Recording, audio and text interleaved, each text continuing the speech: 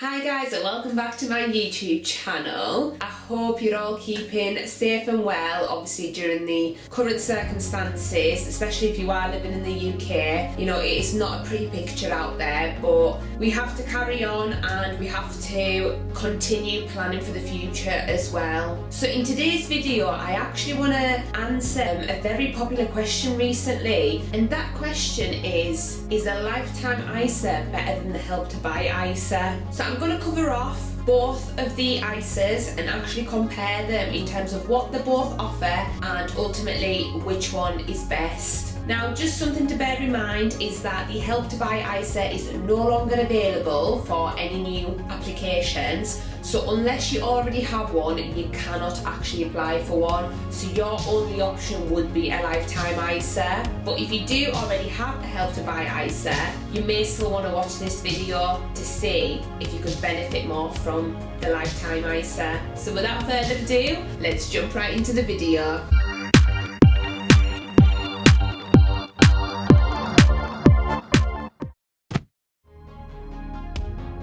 So I firstly want to just go over what a Help to Buy and a lifetime ISA actually are. So with them both, you do actually get an extra 25% from the government on top of your savings within the ISAs every single tax year. So it's basically free money from the government to, I guess, help encourage you to save for the house and to make it that little bit easier to save for your house deposit. So that's why I actually want to explore them a little bit further. As I said, the Help to Buy ISA is no longer available for new applications. However, the lifetime ISA is, and that's why I want to show you the actual benefits of it and why you should potentially consider getting one. So firstly, let's explore how much you can actually save in both of the ISAs. So when it comes to the Help to Buy ISA, obviously if you've already got one, you'll know this, but in the first year you can save up to £3,400. This is because in the first month, the government will allow you to save up an additional £1,000, so you can deposit a lump sum of £1,000 only in your first month, and after that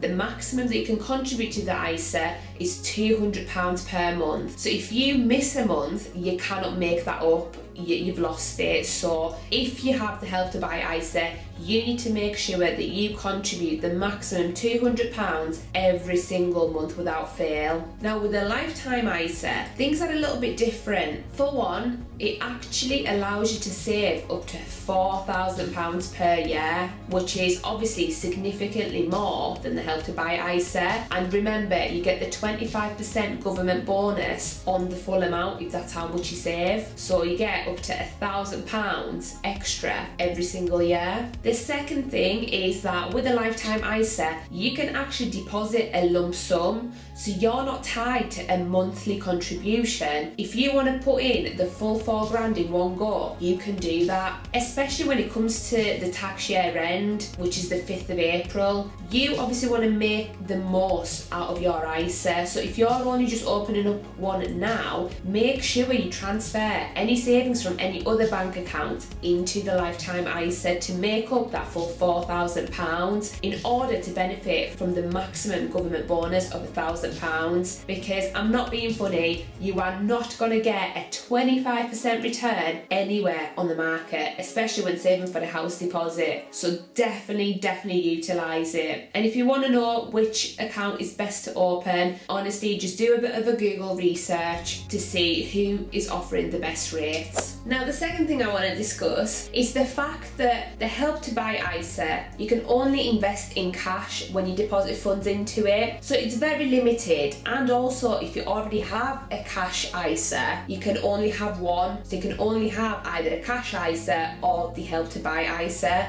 You can't have both. Whereas with the lifetime ISA, it is a completely new type of ISA. So what you can do is you can either keep it as a cash one, so invest in a cash ISA, or you can actually invest in a stocks and shares ISA, which could potentially over a longer period of time issue better returns. So ultimately the way that works is you get a £20,000 ISA allowance every single tax year, so from the 6th of April right through to the 5th of April of the following year, and that that ISA allowance is made up of 4 different types of ISAs. So you can have a cash ISA, a stocks and shares ISA, an innovative finance ISA, and also a lifetime ISA. Whereas, as I say, with the Help to Buy ISA, that falls under the cash ISA category. So the maximum £4,000 that you can save into the lifetime ISA contributes to that overall £20,000 allowance. So you still have £16,000 there if you wish to invest in any of the other types of ISAs, including cash, stocks and shares, and innovative finance. So in terms of the government bonus, as I mentioned, you get 25% on your contributions. Now, with the Help to Buy ISA, the maximum amount of bonus you will actually receive is capped at £3,000. Whereas with the lifetime ISA, if you keep it open throughout the whole duration, so it's mostly if you're using it for retirement, but regardless, the maximum bonus that you can actually receive from the government is £33,000. So that's 33,000 of free money just by contributing to your ISA like you would to any other savings account. But the amount of bonus you will actually get, you can calculate that.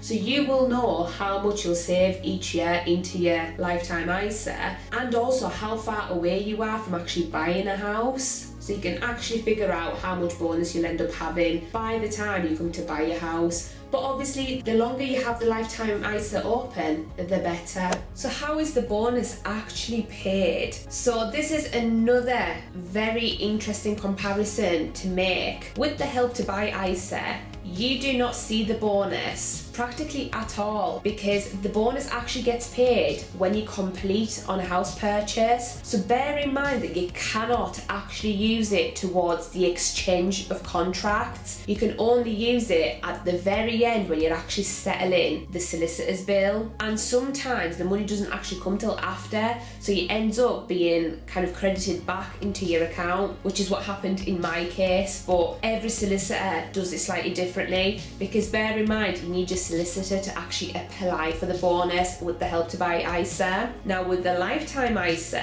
this is another advantage of having a lifetime ISA over the Help to Buy ISA, because with the lifetime one, the bonus is actually paid monthly into the ISA account. Now bear in mind there's normally a 4 to 9 week delay in actually receiving the money, but once the money is in that account, you can actually earn interest on that as well as your savings, so you're benefiting even more.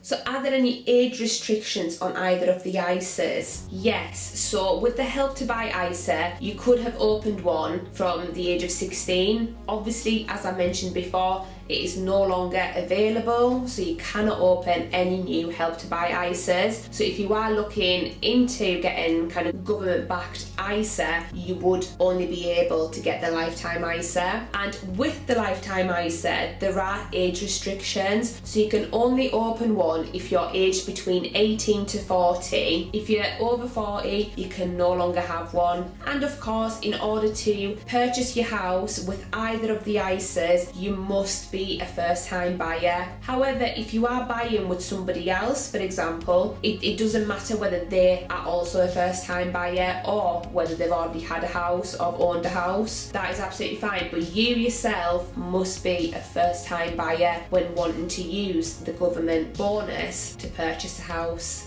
And lastly, the property value differs as well, because the Help to Buy ISA was actually very limited in that the maximum property value you could have purchased with that ISA was £250,000 in any area of England except London, and in London that was £450,000. Whereas the lifetime ISA is slightly more flexible in that it offers the purchase price to be anywhere up to £450,000 across the whole of UK.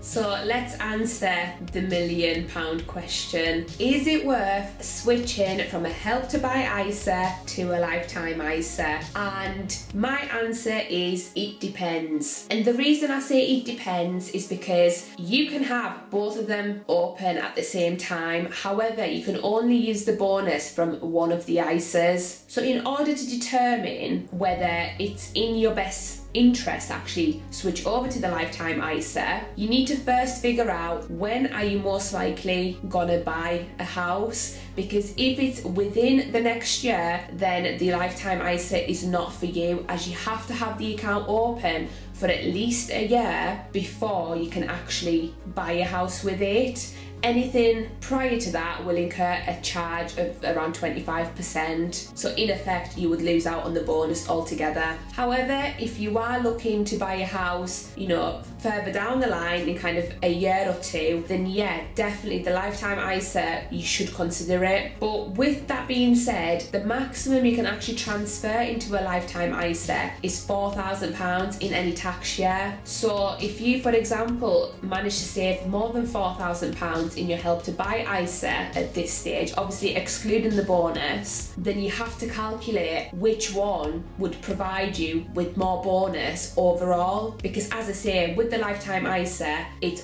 up to £1,000 extra every single tax year. So you just have to calculate, right, this is how much I've got saved in my Help to Buy ISA, this is the amount of bonus I would get at the current balance. Is it worth me switching to a lifetime ISA if I'm not going to buy a house for the next year or two? And just do those simple calculations, and that will tell you whether it is the right thing for you to do. But as I say, the maximum you can actually transfer in any 1 year is £4,000. But at the same time, there's no harm in opening a lifetime ISA, because as I said, you can have both of them running at the same time. You can only use the bonus from one of them. But if you open the lifetime ISA up with just £10 in it, that will get the clock running, because you have to deposit something. Just because the account is open doesn't mean that the year starts. You must actually deposit, £1 or £10, depending on what the minimum deposit is with the provider. You must have to deposit that money in order for the clock to start ticking. But overall, when looking at the benefits, the lifetime ISA definitely offers a better bonus. You get more money from the government, and it's a lot more flexible in how you can contribute to it. So you're not stuck with monthly contributions where if you miss one, that's it, you're stuffed. You can make lump sum deposits, which is just brilliant.